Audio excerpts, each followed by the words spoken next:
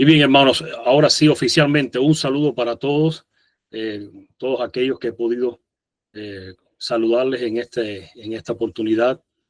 He sido invitado a estar con ustedes, primera vez que estoy con este grupo. Así que comparto las mismas afinaciones y los mismos deseos y el mismo cariño con ustedes. Así que eh, para comenzar, el estudio de hoy se trata el ejemplo de Jonatán. Porque la pregunta que yo me gustaría hacerles a ustedes es si conocen los tiempos para este tiempo.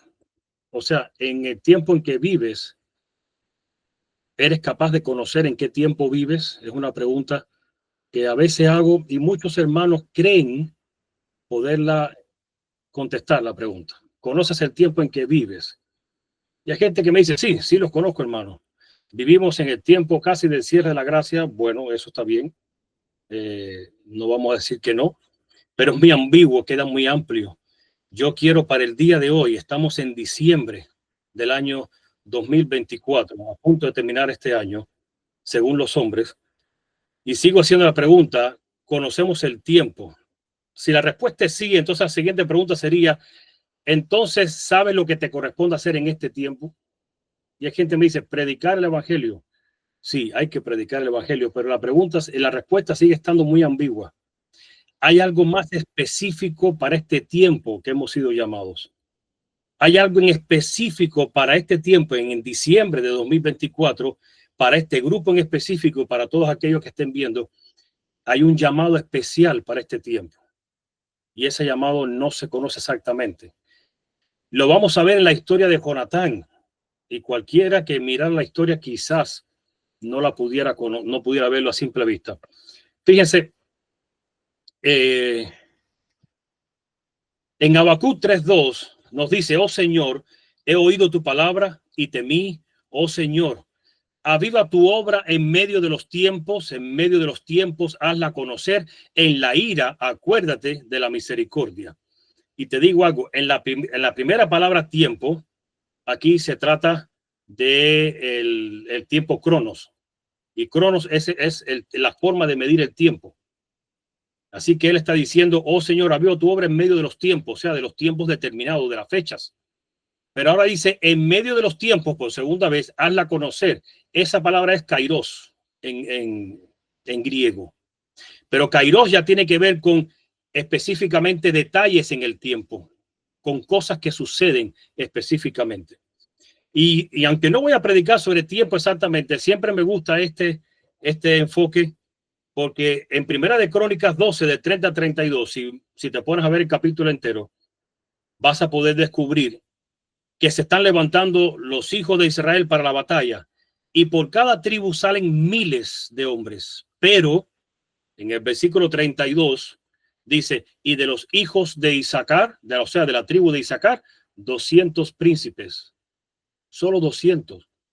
No salen miles. De los otros salen 18,000 de Manasés, de Efraín salen 20,000, 800. Pero de aquí de Isaacar, la tribu de Isaacar solo aportó 200 príncipes, pero no son cualquiera. Y sigue diciendo el texto, entendidos en los tiempos y sabios de lo que Israel debía hacer, cuyo dicho seguían todos sus hermanos. No solamente eran entendidos en los tiempos, no solamente sabían exactamente qué se debía hacer, para colmo eran buenos líderes porque sus hermanos lo seguían. Entonces es importante que conozcamos los detalles en el tiempo que estamos, qué labor nos corresponde hacer. Hay que predicar el evangelio, sí, no se puede parar de predicar el evangelio.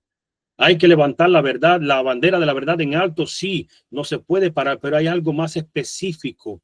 Y déjame decirte, podríamos estar pasando por la crisis ahora mismo y como no reconocemos lo que es, podríamos desmayar. Y eso es lo importante que quería que tengamos en cuenta. ¿Cuál será la tarea más grande para este tiempo? Vamos a empezar la historia. Si vamos a 1 Samuel 11:11, dice, aconteció que al día siguiente dispuso Saúl al pueblo en 3 compañías. ¿Qué sucedió? En el contexto de la historia, Saúl se levantó contra los moabitas y los amonitas y los destruyó. Y ahora le falta otro enemigo. Y sigue diciendo, Aconteció que al día siguiente dispuso Saúl al pueblo en 3 compañías y entraron en medio del campamento a la vigilia de la mañana e hirieron a los amonitas hasta que el día calentó, y los que quedaron fueron dispersos de tal manera que no quedaron 2 de ellos juntos. Y ahora resulta que viene otra tarea, porque falta el enemigo principal, faltan los filisteos. Y en 1 Samuel 13:2 dice: escogió luego a 3,000 hombres de Israel, de los cuales estaban con Saúl 2,000 en Micmas y en el monte de Betel, y 1,000 estaban con Jonatán en Gabá de Benjamín. Y envió el resto del pueblo, cada uno a sus tiendas. Hasta aquí todo está bien, porque se divide el ejército de Saúl entre él y su hijo, y todo está preparado, pero la primera acción me llama la atención aquí. Se necesitaba que alguien tomara la iniciativa de atacar a los filisteos. Saúl tuvo la iniciativa de atacar a los amonitas, pero fuera de ahí no hubo más iniciativa. Y quiero que vayas entendiendo que la tarea que nos corresponde a ti y a mí para este tiempo tiene que ver con iniciativa. Hay una iniciativa que tenemos que tomar, y esa es la que vamos a ir viendo. En 1 Samuel 13:3 y 4 dice así, porque la pregunta para mí, que yo me gusta hacerme preguntas para poder encontrar respuestas. Y la pregunta para mí es: ¿de quién debió ser la iniciativa? Obviamente de parte de Saúl. Era el líder. En tu hogar, si existe el esposo y la esposa, sé que hay hogares que no están el esposo, solamente la esposa, o hay hogares que solamente está el esposo y no está la esposa. La pregunta es: si están los dos, ¿a quién le corresponde la iniciativa? No estoy diciendo que la esposa no debe tener iniciativa, pero el liderazgo de la casa, el primero que tiene que salir al frente es el hombre. Y hay falta de sacerdocio en muchos hogares, hay falta de sacerdocio en muchos lugares, donde los hijos a veces, aún teniendo papá, se crían sin papá. Aún teniendo mamá, se crían sin mamá. Así que dice aquí: y Jonatán atacó a la guarnición de los filisteos que había en el collado, y lo oyeron los filisteos. E hizo Saúl tocar trompeta por todo el país, diciendo: oigan los hebreos, ahora ataca a Jonatán. Y Saúl manda a tocar trompetas para ver si se animan el resto de la gente. Y sigue diciendo: y todo Israel oyó que se decía: Saúl ha atacado a la guarnición de los filisteos, y también que Israel se había hecho abominable a los filisteos, y se juntó el pueblo en pos de Saúl en Gilgal. Te voy a decir de antemano para que vayas viendo la historia. La tarea que tenemos hoy en día es de tener la iniciativa de levantarnos para levantar el ánimo y la fe de aquellos que nos rodean y están amedrentados, o están acobardados, o están dormidos, o tienen miedo, o lo que sea. Y es una tarea titánica, porque lo primero que vas a encontrar es que si vas a realizar esta obra de levantarte a predicar, de levantarte a ayudar, a animar a los otros, lo primero que vas a encontrar es que no te vas a llevar la gloria de este asunto. Otro se la llevará por ti. Quizás hace tu obra por allá y los hermanos cuando hablan van a decir: fue el clamor de medianoche. Y la tarea tuya va a pasar por alto. Pero aún así te digo que Dios te está llamando para esa labor y tú no debes desistir. Aunque en este caso de Jonatán y Saúl, Saúl se llevó la gloria porque dice: y la gente oyó que Saúl estaba atacando. No era Saúl, eran los 1,000 hombres de Jonatán y Jonatán. Y vas a ver que esta tarea, esta acción de Jonatán, cuando lo lleves a tu vida espiritual, inclusive a tu vida física, vas a ver que es una tarea bien difícil. Para aquellos que a veces que dicen: tengo miedo predicar el evangelio en público porque padezco de pánico cuando estoy en público. Cuando les he explicado la tarea que tenemos para ahora, me dice: yo prefiero levantarme y predicar. Y dice 1 Samuel capítulo 13, ahora versículo 5. Entonces los filisteos se juntaron para pelear contra Israel. 30,000 carros, 6,000 hombres de a caballo y pueblo numeroso como la arena que está a la orilla del mar. Y subieron y acamparon en Migmas al oriente de Betaben. Así que quiere decir que reaccionó el pueblo filisteo. ¿Y qué pasa cuando reacciona el enemigo? Sucede lo que vieron en los siguientes versículos 6 y 7 de 1 Samuel 13. Cuando los hombres de Israel vieron que estaban en estrecho porque el pueblo estaba en aprieto, se escondieron en cuevas, en fosos, en peñascos, en rocas y en cisternas. Todo lo que pareció ser un hueco o un escondite, ahí se metieron. Y algunos de los hebreos pasaron el Jordán a la tierra de Gad y de Galaad, pero Saúl permanecía aún en Gilgal y todo el pueblo. Me gusta porque la Biblia a veces hace cierto énfasis y dice ciertas cosas para que se tengan bien claro. Y dice así en lo amarillo: y todo el pueblo iba tras él temblando. Ahora me he encontrado con mucha gente que conoce, por ejemplo, si hablamos de la verdad del Padre y del Hijo, y tiemblan. Cada uno por diferente razón. Uno porque no quieren ser llamados de sectores de la iglesia, otro porque no quiere que su prestigio, que su moral se eche por tierra, otros porque están tan enamorados de la institución que no aceptan, aunque conocen, pero no aceptan lo que está sucediendo. Y tú y yo, en este tiempo, en diciembre, y allá en Colombia, y acá en Estados Unidos, y en Puerto Rico, y en todos lugares, estamos enfrentando esto. El pueblo se está amedrentando en un momento tan crucial y tan importante. Y por eso es que ¿quién debió tomar la siguiente iniciativa para la siguiente acción? Porque después de esto pasaron días, se quedaron los hombres escondidos. Jonatán se tuvo que retirar porque Saúl no pudo ir a atacar. Y sucedió lo siguiente: 1 Samuel 14:1. Aconteció un día que Jonatán, hijo de Saúl, dijo a su criado que le traía las armas: ven y pasemos a la guarnición de los filisteos que está de aquel lado. Y no lo hizo saber a su padre. Y aquí viene el asunto. Vuelve Jonatán a tomar una iniciativa. Se necesitaba dar aliento al pueblo, animar al pueblo, en este caso al ejército. Y te vas a encontrar que hay mucha gente en tu familia, tus seres queridos, amistades, que necesitan a veces verse rodeados de 2 o 3 para ellos salir al frente. De lo contrario, si se les manda a ellos solos, no se levantan. Y ahora viene por segunda vez Jonatán, que se cansó de estar esperando por su papá y el pueblo. Y la Biblia especifica, y no lo hizo saber a su padre. Y me llamó la atención, ¿por qué Jonatán no lo hizo saber a su padre? Porque él sabía que la respuesta iba a ser un rotundo no. Si él le hubiera contado a papá: mira, el plan que tengo es este, vamos a levantarnos ahora y salir de las cuevas esta, la respuesta hubiera sido no. Y si esperas por mucho que digan levantémonos ahora, espérate, hay que ser prudente. Y en otra ocasión he hablado sobre la prudencia. Muchos disfrazan o se ponen el saco de la cobardía, pero le ponen nombre, le ponen prudencia hoy en día. Hay que ser prudente, hay que tener cuidado. Y a mí me dicen por acá: no hay que ser locuras, hermanos. Yo le dije, gracias a Dios que todos los profetas y los pioneros fueron unos locos, entonces no lo pensaron así.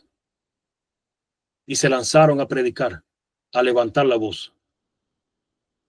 Pero te vas a encontrar que a tu alrededor hay muchos que te van a decir: no lo hagas. No está bien. La diferencia entre la prudencia y la cobardía es que cuando Dios llama, hay que levantarse. Cuando Dios dice para este tiempo hay que hacer algo, hay que levantarse y hacerlo. Se hace con prudencia, con tacto, yo entiendo eso, pero hay que levantarse, no demorarlo, porque hay que ser prudente. Ese es el punto. Y por eso que en el versículo 2 y 3 de 1 Samuel 14 dice: y Saúl se hallaba al extremo de Gabá, debajo de un granado que hay en Migrón, y la gente que estaba con él era como 600 hombres. Y Ahías, hijo de Aitob, hermano de Icabod, perdón, hijo de Finés, hijo de Elí, sacerdote de Jehová en Silo, llevaba el éfod. Y esto es un detalle importante, porque él llevaba el éfod, y dice así: y no sabía el pueblo que Jonatán se hubiese ido. O sea que no solamente lo escondió al padre, también lo escondió al resto del ejército y aún al sumo sacerdote. Quiere decir que para este tiempo tienes que guiarte por la voz de Dios en tu conciencia, en tu corazón, y no esperar a ver si los demás hacen lo mismo. Porque la orden es levántate tú. La orden no es espera, reúne un pueblo y sale. La idea que tuvo Jonatán, la brillante idea que tuvo Jonatán, por decirlo de una forma irónica, porque no es una brillante idea levantarte tú solo con otra persona o tú sola. Es como si alguien dijera, a partir de ahora vamos tú y yo y vamos a hacer esta obra en las calles. Vamos a dar un autoparlante y vamos a levantar carteles y tú y yo vamos a pararnos en la esquina en medio de Bogotá o qué sé yo. Y vamos a hacer lo que otros, pero no es mejor buscar el resto del grupo. No esperes el resto del grupo. No muchos te van a seguir en eso. Hay muchos que no quieren ser vistos por el resto para que no sepan en lo que creen. Y en 1 Samuel 14, 4 y 5 sigue diciendo, y entre los desfiladeros, porque ahora me llama la atención, entre los desfiladeros por donde Jonatán procuraba pasar a la guarnición de los filisteos, había un peñasco agudo de un lado y otro del otro lado. El uno se llamaba Voces y el otro Sene. Y uno de los peñascos estaba situado al norte hacia Micmas y el otro al sur hacia Gabá. No sé qué idea tú tienes con la palabra peñasco, pero es un pico de loma bien afilado, difícil de trepar o difícil de escalar, como quieras llamarle. O sea que para colmo a Jonatán se le ocurre una idea de irse solo con su paje de armas y el camino por donde iba a ir tenía que ser alpinista de él. Así que el tercer paso que estaba viendo en esta historia, el camino no será fácil.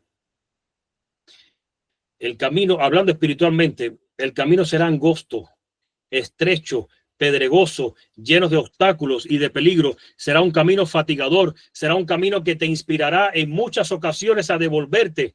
Será un camino en el que todo el tiempo tendrás que sobreponerte al miedo, al cansancio, a la fatiga, a la obstinación y también, por qué no decirlo, a la depresión. Será un camino en donde no habrá halagos por tu osadía, ni reconocimiento de tu sacrificio por parte de nadie. Pero Jonatán no esperaba ser reconocido por nadie, ni halagado por nadie. De hecho, sabía que lo que estaba haciendo de hacer las cosas en secreto, sin contar con el rey, le podía costar hasta la cabeza.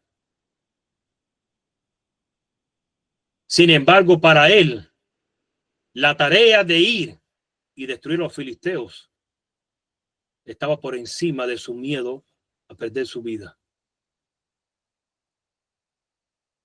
La tarea de levantar al ejército estaba por encima de cualquier otra cosa. Él estaba propuesto, estaba dispuesto a hacer lo que sea para que se levantara el ejército, para levantar la moral del pueblo, para levantar la fe del pueblo, para poner a prueba a Dios, para que la gente pudiera ver que Dios estaba con ellos.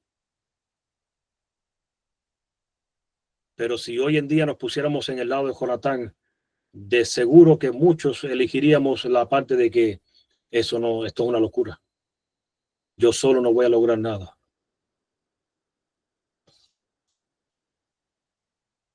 Y el cuarto paso que encontré en esta historia es que en este camino a veces no existe un plan, porque no existe ningún precedente. Existen planes cuando hay precedentes o cuando tienes una idea de cómo vas a enfrentar el camino que vas a hacer o a la persona que vas a hacer o el obstáculo que vayas a enfrentar. Pero cuando nunca ha habido un precedente, no tienes ni idea de en qué pensar ni qué planificar. Y hoy en día se nos está llamando a nosotros a que actuemos sin un plan a cabalidad. Por eso es que en el versículo 6 y 7 dice, dijo pues Jonatán a su paje de armas, ven, pasemos a la guarnición de estos incircuncisos. 1. Y ahora dice, quizá haga algo Jehová por nosotros, pues no es difícil para Jehová salvar con muchos o con pocos. Quiere decir que en realidad Jonatán no había acudido al sumo sacerdote para ver si en su traje sacerdotal entre el Urín y el Tumín, a ver si Dios le contestaba, ¿debo subir solo? ¿Debo hacer esto? ¿No debo hacerlo? Ni aún contó con el sumo sacerdote. Se atrevió a simplemente decir, vamos a hacer esto porque quizás Dios quiera hacer esto, porque para Dios no hay nada imposible.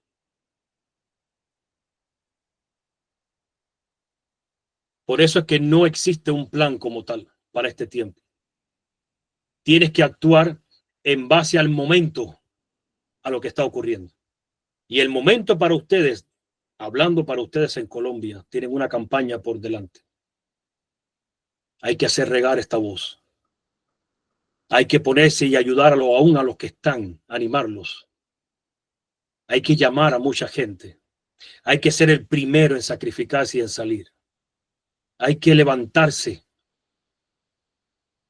Porque solamente viendo los videos por YouTube no será suficiente.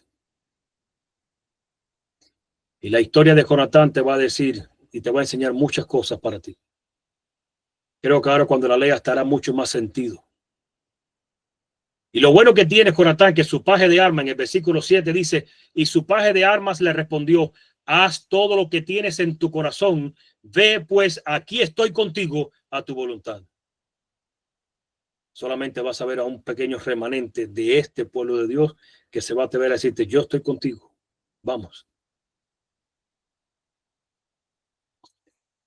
Y por así decirlo, allá se levantaron dos locos a enfrentarse a un ejército superior, un ejército que no había sufrido tantas bajas, superior a lo que tenía Israel, pero para colmo eran dos.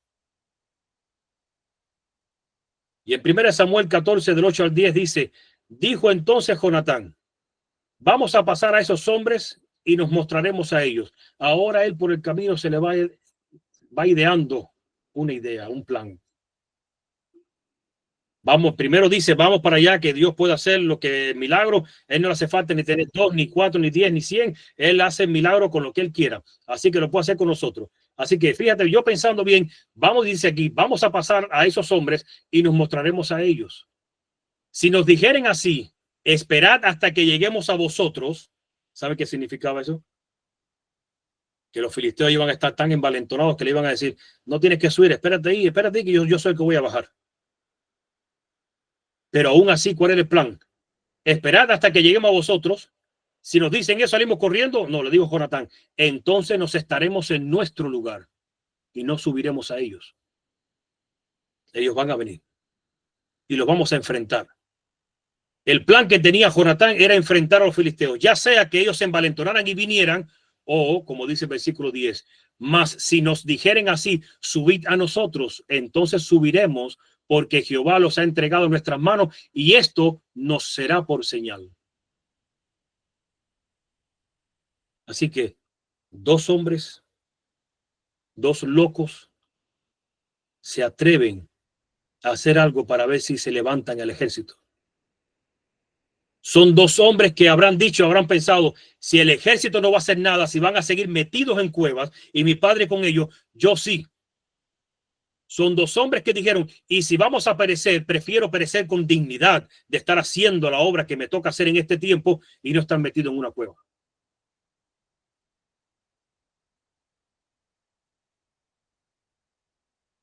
Dice la sierva del Señor, Jonatán, instrumento de Dios. Estos dos hombres dieron evidencia de que actuaban bajo la influencia y el mandato de un general más que humano. En apariencia, su aventura era temeraria y contraria a todas las reglas militares. Pero la acción de Jonatán no fue obra de la temeridad humana. No dependía de lo que él y su escudero pudieran hacer. Él era el instrumento que Dios usó en favor de su pueblo Israel. Hicieron sus planes y pusieron su causa en las manos de Dios. Si los ejércitos de los filisteos los desafiaban, avanzarían. Si decían venid, avanzarían. Esta fue su señal. Y los ángeles de Dios los prosperaron, avanzaron diciendo, quizá el Señor obre por nosotros. Y me gusta esto porque para colmo, Jonatán no fue diciendo a su alma, mira, recibí en sueño que Dios me dijo que vamos para allá, que hay victoria. Todos los reyes de Israel se lanzaban a la guerra sabiendo lo que iba a pasar porque todos contaban y le preguntaban a Dios, pero Jonatán no lo hizo. O sea, se lanzó a una aventura, se lanzó a un plan donde él simplemente lo dejó a la merced de lo que Dios quisiera disponer para con ellos. Y en este tiempo tienes que aprender a vivir así. Eso es lo que se llama vivir un día a la vez. Eso es lo que se llama vivir por fe.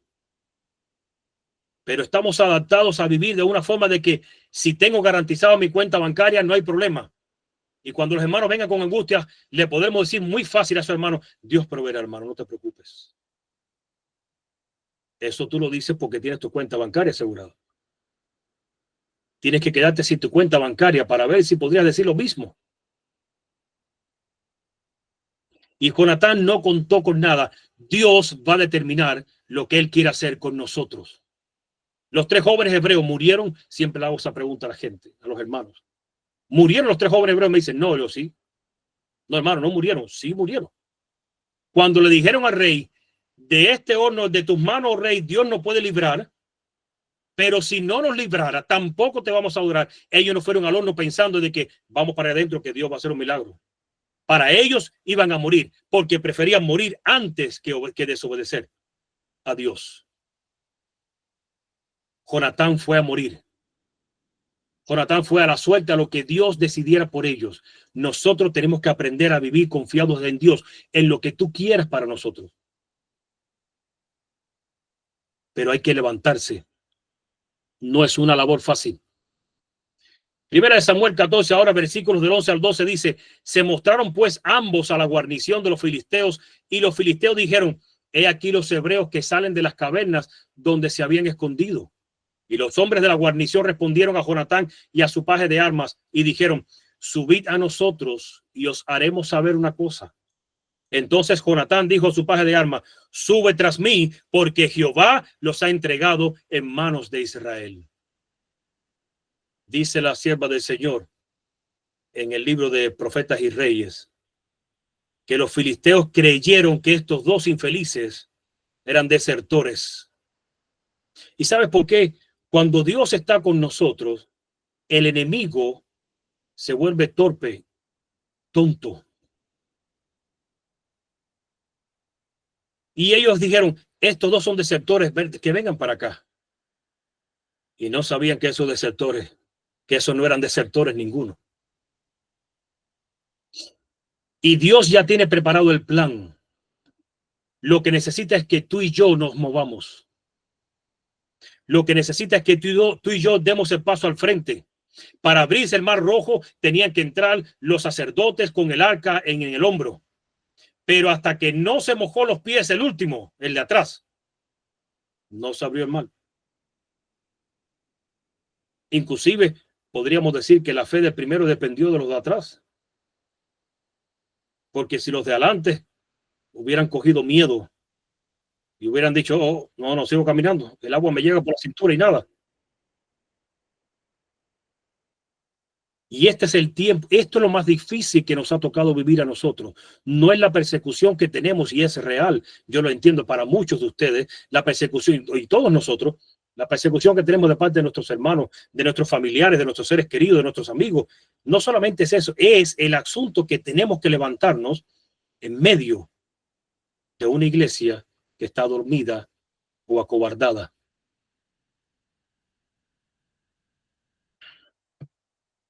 Y sigue diciendo en 1 Samuel 14, 13 al 15. Y subió Jonatán trepando con sus manos y sus pies, porque el camino, como vimos al principio, no era un camino fácil. Eran peñascos, eran apriscos. Y Jonatán subió trepando con sus manos y sus pies, porque el camino, como vimos al principio, no era un camino fácil. Eran peñascos, eran apriscos. Y Jonatán subió trepando con sus manos y sus pies, porque el camino, como vimos al principio, no era un camino fácil. Para colmo, sus vidas ya corrían peligro sin haber llegado a los filisteos. Y con sus manos y sus pies tras él su paje de armas, y a los que caían delante de Jonatán, o sea, los que pasaban, quiere decir la Biblia, delante de él, su paje de armas que iba tras él los mataba. Y fue esta primera matanza que hicieron Jonatán y su paje de armas, como 20 hombres en el espacio de una media yugada de tierra. Eso no es nada, eso es como 1 metro cuadrado.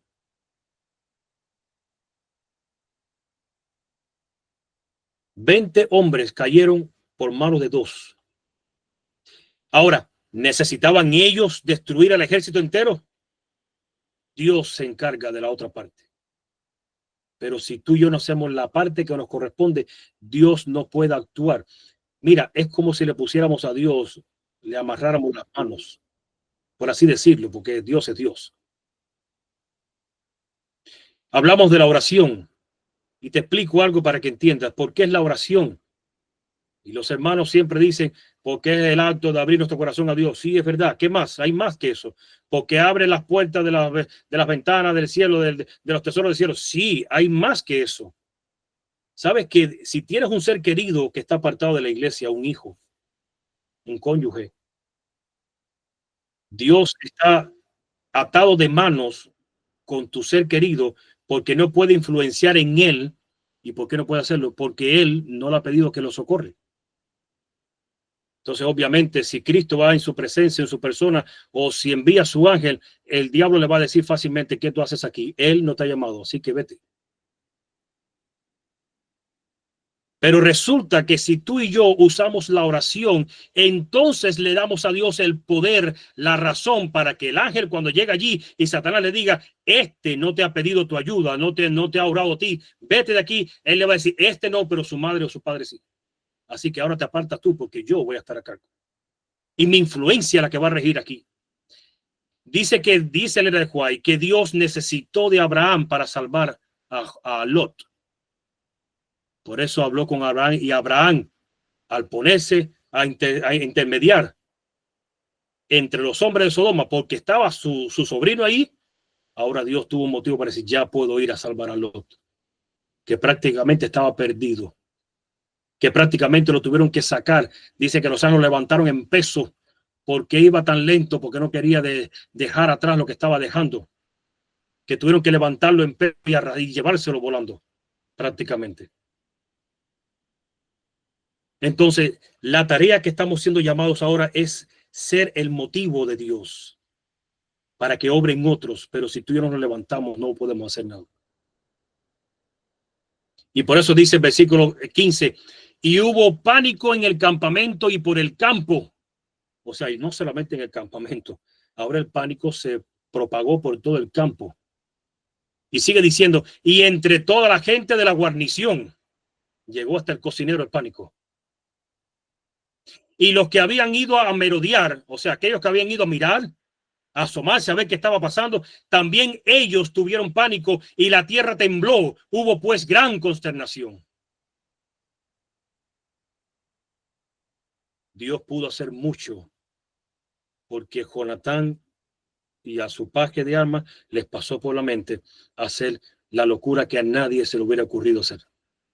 Dios pudiera hacer mucho en tu área donde vives o en tu familia o en tu hogar si a ti se te ocurre la brillante locura de levantarte y hacer lo que nadie se atrevería a hacer. Como esposo, un día levantarte y decir a tu esposo, voy a empezar a orar por ti para que Dios te convierta en el sacerdote de este hogar. Y voy a pedirle a Dios que haga contigo lo que tenga que hacer para que vuelva tu corazón a Él. Y en esta casa el enemigo no va a entrar y en la mañana voy a invocar su nombre y en la tarde voy a invocar. Y cuando tú te levantes con ese poder, entonces la tierra va a temblar. Cuando mis hijos eran teenagers, la edad de, ya empieza la adolescencia, de entre los 12, a partir de los 12 años. El varón tenía 15 y la hembra tenía 14. Y me acuerdo que un día nos sentamos con ellos y le dijimos, mire, para nosotros lo más duro que existiera ahora mismo es que ustedes se aparten de la iglesia. Es que ustedes no decidan continuar el camino que le hemos enseñado hasta aquí. Porque obviamente ellos iban a decidir qué iban a hacer a partir de ese momento. Porque mientras son niños se rigen bajo mi autoridad, pero hay un momento en la vida donde ya se te acaba la autoridad a mamá y a papá. Pero mi esposo y yo actuamos de una forma que muchos me catalogaron como duro. Cuando le dijimos a ellos, el día que veamos que ustedes están empezando a descarriar y apartar del Señor, ese día nos vamos a tirar de rodilla en tierra para que Dios los ponga a descansar. Pues yo prefiero llorarlos en este mundo miseriento, pero tenerlos y gozarlos con ustedes en el reino de los cielos. Y mis propios hijos abrieron los ojos a mí, a mi esposa, y nos dijeron, ustedes son duros. Digo, duros no. No te hemos criado para después verte en la miseria de este mundo, ni enredado en drogas, ni enfermedades, ni nada por el estilo. No tengo corazón para verte en ese estado. Y de que voy a orar al Señor, lo voy a hacer, a menos que ustedes se acojan al buen vivir. Cuando tú te levantas así, entonces la tierra tiembla. Cuando te levantes en tu hogar, le digas a tus hijos, ¿sabes qué? Yo lo estuve haciendo mal hasta ahora, pero he conocido esta verdad, he conocido a Dios verdaderamente. Por lo tanto, a partir de ahora, en esta casa va a haber reglas y nos vamos a regir por lo que Dios dice. No lo hicimos antes, lo empezamos ahora. Si lo bueno que tiene el evangelio es que tú puedes decir, hasta ayer lo hice mal, hoy lo puedo comenzar a hacer bien. Pero es una tarea difícil. Vas a ser criticado, criticada, vas a ser señalado. Es terrible lo que te corresponde. No te creas que va a ser fácil. No creas que la gente va a decir, wow, hermano, qué fe la suya. Wow, hermana, usted es tremenda misionera. No te creas que te van a decir eso.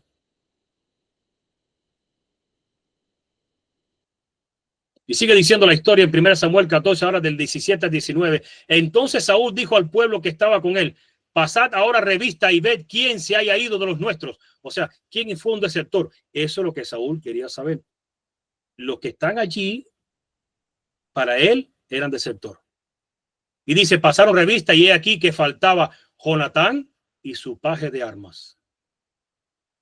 Y Saúl dijo a Ahías, trae el arca de Dios. Espérate un momentito. ¿Está cometiendo Saúl el mismo pecado que Finés, que Ofni y Finés, los hijos de Eli? Que en vez de consultar a Dios para ver si podían ir a la guerra, simplemente creyeron que podían agarrar el arca y traerlo como un amuleto para la batalla. En el actuar de las personas que te rodean, te darás cuenta si está el Espíritu de Dios o no, si puedes escuchar la voz de Dios a través de ellos o no lo puedes escuchar. Porque otra cosa que sí tenemos que tener seguro en este tiempo, tenemos que aprender a escuchar la voz de Dios solos, solas. Ustedes solas, ustedes solos. Tienen que aprender a meterse en su cuarto y salir y decir, Dios me ha dicho esto y esto es lo que voy a hacer y voy a actuar en base a lo que Dios me ha dicho. Dios me ha mostrado en su palabra esto y no puedo echarme para atrás. Por eso dijo Lutero, no es bueno ir en contra de la conciencia. No puedo ni quiero. No puedo negar lo que he conocido. No puedo negar lo que estoy viendo. No puedo negar el instinto o el deseo que tengo en mi corazón de levantarme y hacer esto. Y sigue diciendo, pero aconteció que mientras aún hablaba Saúl con el sacerdote, el alboroto que había en el campamento de los filisteos aumentaba e iba creciendo en gran manera. Entonces dijo Saúl al sacerdote, detén tu mano. O sea, para Saúl, salgamos con el arca a ver qué pasa, para que cojan miedo. Pero el alboroto que vio no fue de un pueblo que se estaba levantando en armas, fue un pueblo que estaba corriendo y gritando. Y ahora se envalentonó, ya no hace falta el arca. De hecho, lo que él debió hacer es haber preguntado al sumo sacerdote si Dios quería que hiciera lo que tenía que hacer o no. Y Dios le iba a contestar por el Urín y el Tumín, no por el arca.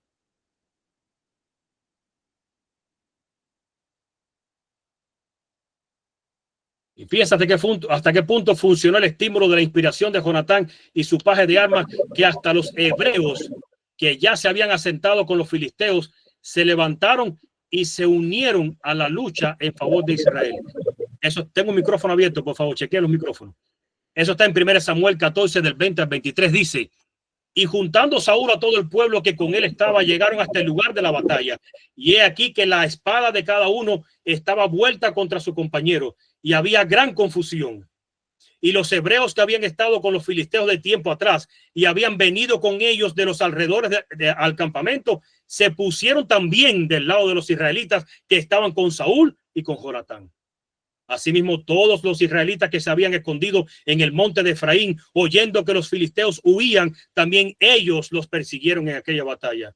Así salvó Jehová a Israel aquel día y llegó la batalla hasta Betaben. ¿Y cómo salvó Jehová aquel día? Porque se levantaron los de Efraín por dos hombres que se fueron en contra de lo que comúnmente está bien, en contra de la orden de un superior para hacer una obra solamente contando con Dios. Ahora, no te confundas, no estoy diciendo que actúes a lo loco.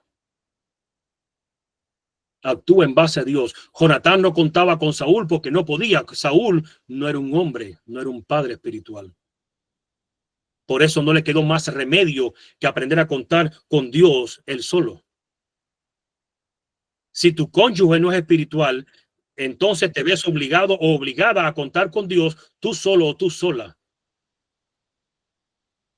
Ese es el problema. Si tus hijos no son espirituales, entonces te verás obligado o obligada a contar con Dios tú sola o tú solo. Ese es el punto.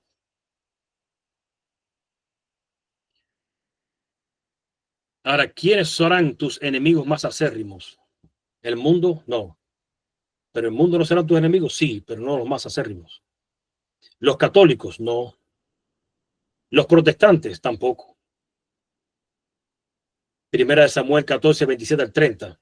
Pero Jonatán no había oído cuando su padre había juramentado al pueblo y alargó la punta de una vara que traía en su mano y la mojó en un panal de miel y llevó su mano a la boca y fueron aclarados sus ojos. Estaba a punto de darle un síncope a Jonatán. Y ahora viene uno y dice, entonces habló uno del pueblo diciendo, tu padre ha hecho jurar solemnemente al pueblo diciendo, maldito sea el hombre que tome hoy alimento. Y el pueblo desfallecía. Respondió Jonatán, mi padre ha turbado el país. Ved ahora cómo han sido aclarados mis ojos por haber gustado un poco de esta miel. ¿Cuánto más si el pueblo hubiera comido libremente hoy del botín tomado de sus enemigos? ¿No se habría hecho ahora mayor estrago entre los filisteos?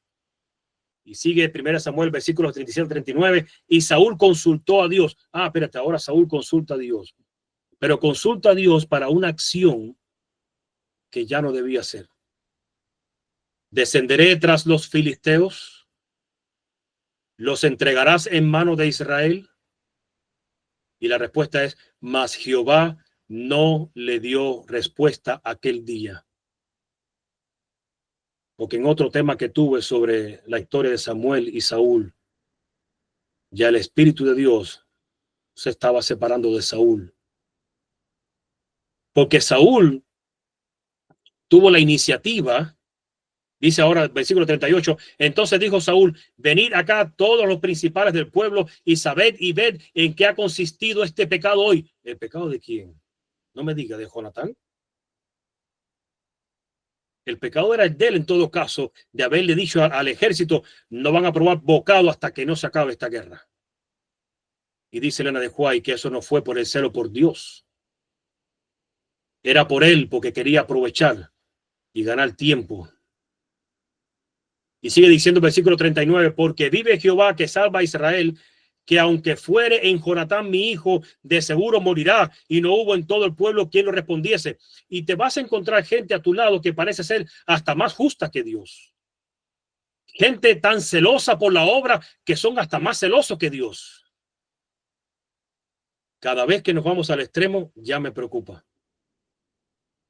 Si el celo te lleva a perseguir, el celo por Dios o por las cosas santas o por su palabra o por la verdad, si te lleva al punto de herir a otros, de perseguir a otros, de hablar mal de otros, de blasfemar el nombre de otros, hay un problema ahí. Porque el Espíritu de Dios no es el que está detrás de eso. El celo de Cristo nunca le dio por decir a sus discípulos, háganle guerra a los sacerdotes, a Anás y Caifás. Vayan donde está el pueblo y alértenlos de los engaños de ellos dos. Nunca hizo eso, ni remotamente.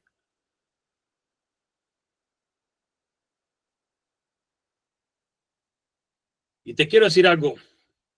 serás señalado, serás juzgado, acusado y condenado por aquellos que no son espirituales y que por ende no están siendo guiados por el Espíritu de Dios y bajo leyes y argumentos humanos que no están de acuerdo con la voluntad de Dios. Y de eso abunda mucho dentro del pueblo de Dios o de los que se dicen ser el pueblo de Dios. Y ahora en 1 Samuel 14 del 43 al 45. Entonces Saúl dijo a Jonatán, declárame lo que has hecho. Y Jonatán se lo declaró y dijo, ciertamente gusté un poco de miel con la punta de la vara que traía en mi mano y he de morir. Y Saúl respondió, así me haga Dios y aún me añada que sin duda morirás, Jonatán. Cuando hay un celo sin el Espíritu de Dios,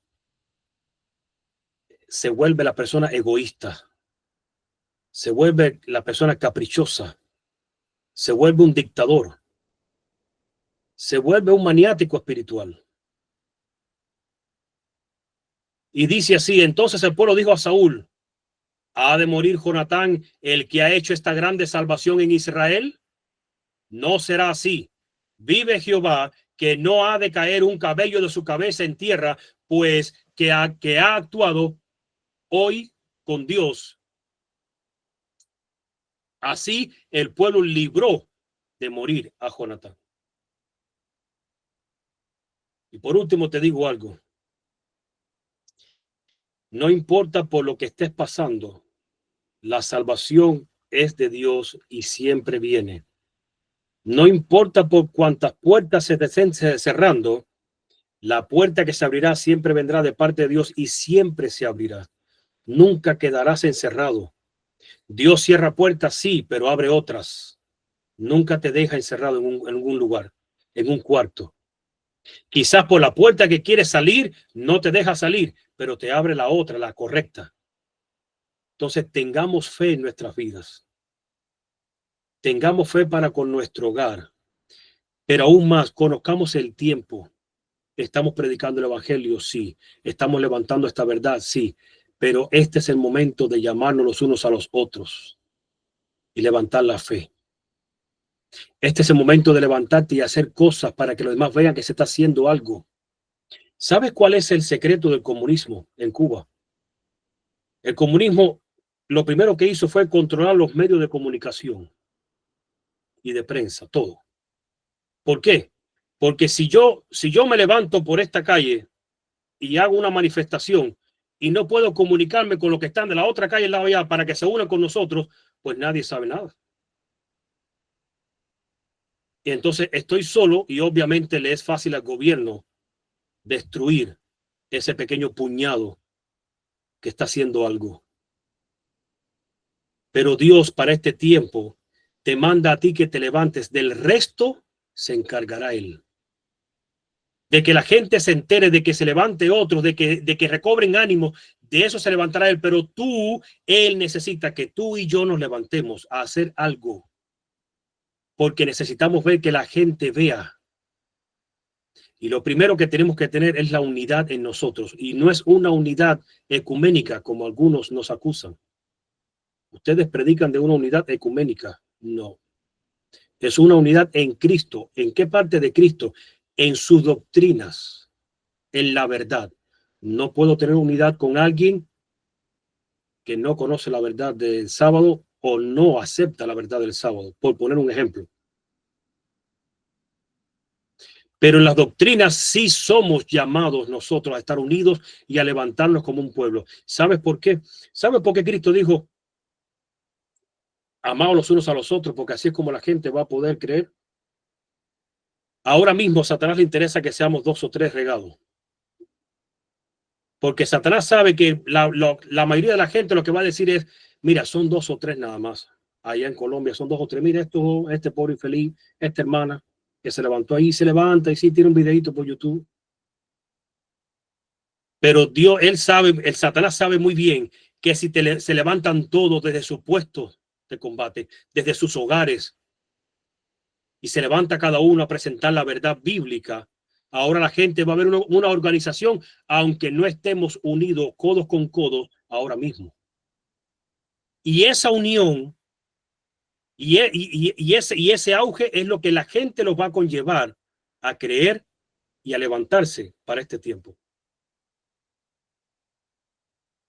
Termino con este pasaje bíblico. ¿Has leído Mateo, creo que es 14, capítulo 14, donde dice 24:14, creo que es? Y será predicado este evangelio del reino para testimonio a todas las naciones y entonces vendrá el fin.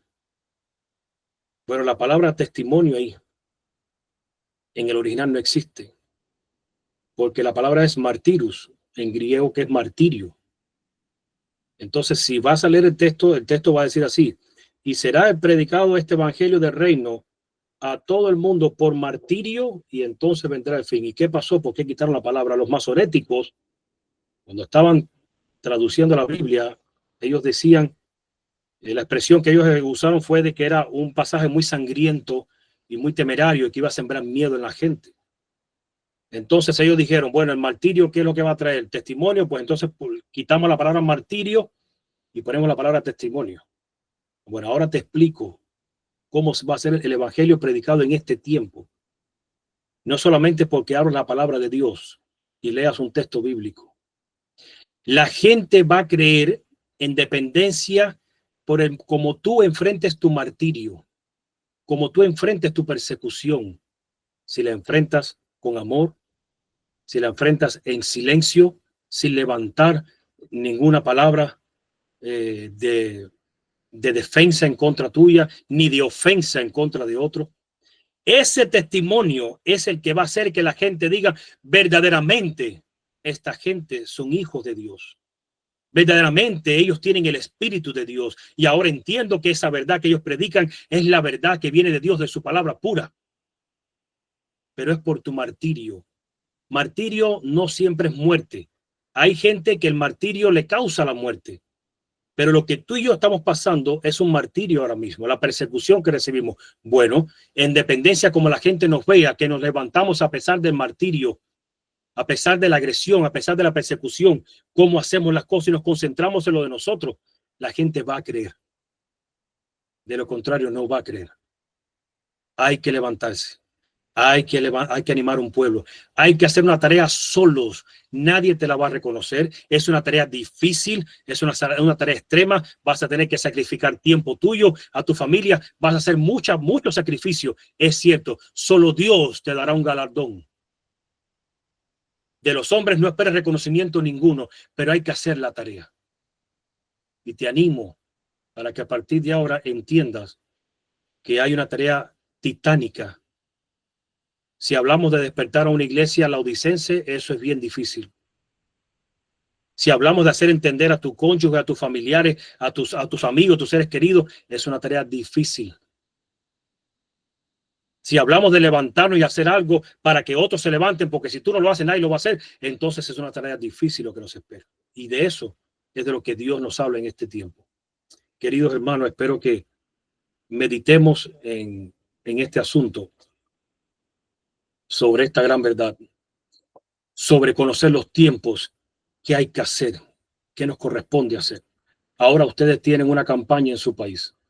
Es importante que ustedes apoyen esa campaña con oración. Algunos no le toman importancia a la oración. El que no puede estar es con oración. Otros con su presencia, porque tu presencia hace algo. Otros con su poder adquisitivo, porque pueden apoyar monetariamente. Hay muchas formas de hacerlo. Otros se van a levantar en las calles, van a anunciar la campaña en las calles, en la esquina donde están. Otros se van a poner por Facebook. Y no van a hacer caso a aquellos que van a estar escribiendo, ni se van a dedicar a estar contestando las cosas que los demás dicen. Ustedes se levantan y hacen su obra. La verdad tiene que ser esparcida. Si queremos que Cristo venga, tenemos que movernos. Pero por encima de que Cristo venga, tenemos que entender que hay un pueblo que perece por falta de entendimiento. Y si nosotros nos ha sido el don de poder entender esta verdad, el don de poseer el Espíritu de Dios, se nos ha dado no solamente para gloriarme de decir, yo sí le entendí, estos no, se nos ha dado para que corramos, para que hagamos lo que sea, lo imposible y lo indecible, para que otros conozcan, para que otros despierten y para que otros se levanten. Que Dios nos bendiga, hermanos. Somos la iglesia de Dios, esa iglesia sin paredes, esa iglesia que está regada por allí, esa lucecita que están brillando en el mundo entero. Ahora entiendo más que nunca el asunto del COVID, porque Dios necesitaba, su iglesia estaba concentrada en un edificio y tenía que disipar a la gente. En Hechos de los Apóstoles, Cristo en el capítulo 1 se va y les hace la promesa. En el 2 ellos tienen que elegir a Matías, y en el 3, una vez que están los 12 listos, empieza la persecución. ¿Y por qué la persecución? Porque tenían que irse. Y así fue como se diseminó el evangelio, por causa de la persecución, por causa de que los votaron los judíos, de que los amenazaron de muerte. Y ahora salieron todos, cada uno para un lugar, y el evangelio en el mundo aquel conocido se llevó hasta el último rincón. El Señor está viniendo. Hay una obra que hacer y Él nos necesita. No somos imprescindibles, pero sí somos necesarios. Que Dios te ayude, que Dios te guarde, hermano, y que tomemos en serio esta labor que nos ha sido encomendada para nosotros en un tiempo tan difícil. Muchas bendiciones.